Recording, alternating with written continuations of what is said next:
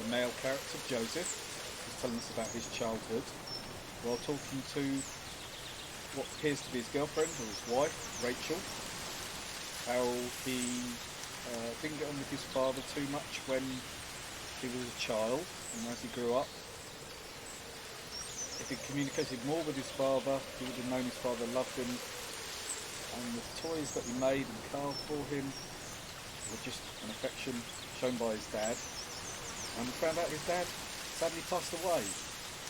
And where we left off, I believe Rachel is now going to tell us some of her story. So let's get into this. The First Tree, episode 4.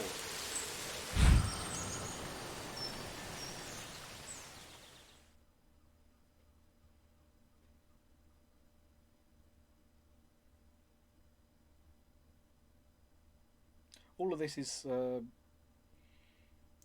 we believe, a metaphor of the story that's being told is through this fox's eyes, which has been dreaming about this fox.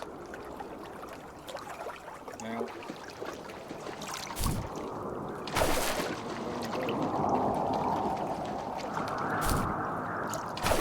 Joseph, you can't go to sleep feeling like this. I'm sorry for everything, and I know you need space, but I'm here for you. You don't need to feel so lost. Joseph, have I ever told you what my mother was like? there's amazing pieces of music in this. If you follow the story, you know what I mean. It really does set the scene with the music.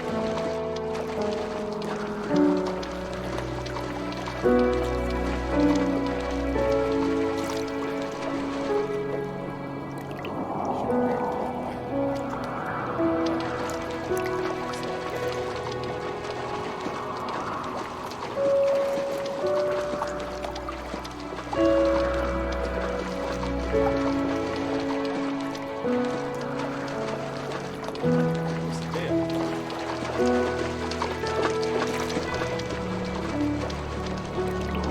You know what it's like not to have a mom at home. And you know how hard that made my childhood. What helped me was watching the birds in the morning before the school bus came. I thought that my mother was one of those birds, and it made me want to be free like her. My mom taught me how to fold origami cranes while she was in the hospital. So I told myself I would fold one every day until I could fly myself.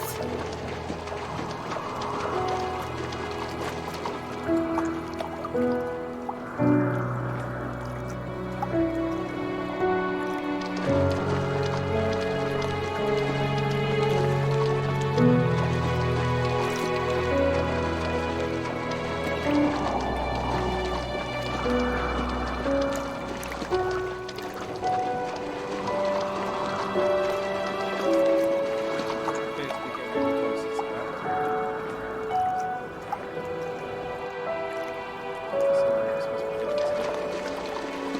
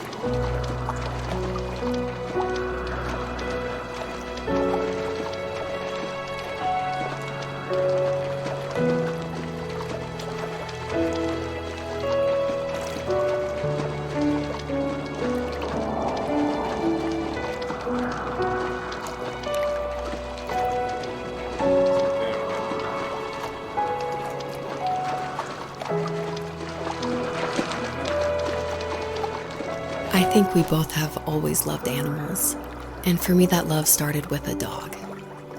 Sometimes this Rottweiler would come up to our property line and wait at the fence for me, but only once in a while.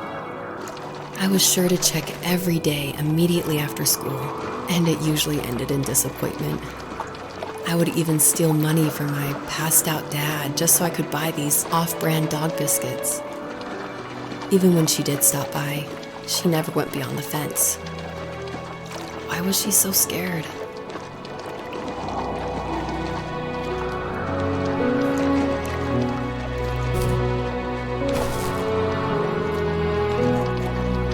I think my dad was the opposite of your dad in almost every way, except he was in the military as well. He coped with alcohol of every kind.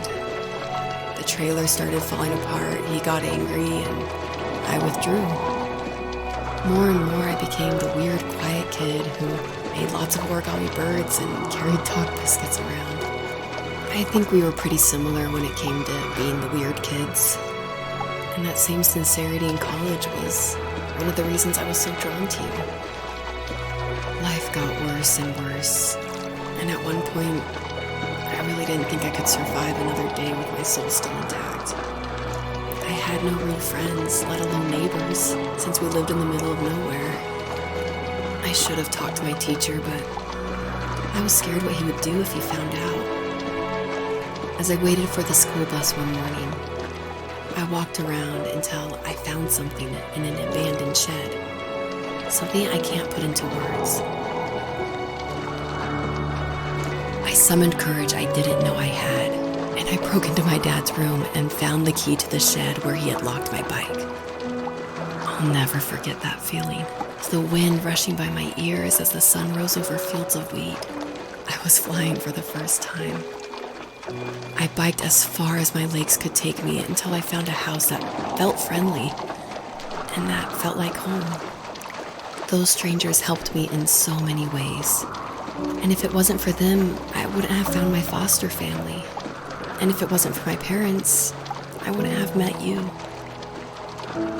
You have strength, Joseph, and you're not as alone as you think. It's all just so pointless. Just waiting for life to happen. It's like having the home I always wanted is cursed out of my reach. The thought of being a parent myself. How could I do that when I couldn't even be a good son? I'm sorry. I know what you're saying. I just don't know how things will work out. These quiet hours will turn into years.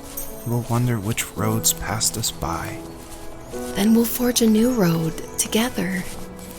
Besides, I discovered for myself that one fateful morning where any hopeful road leads to. There may be thorns and mist, but it always leads to the same thing. And what's that? Family. I'm so glad that you're part of my family, Rachel. And I'm glad you're part of mine.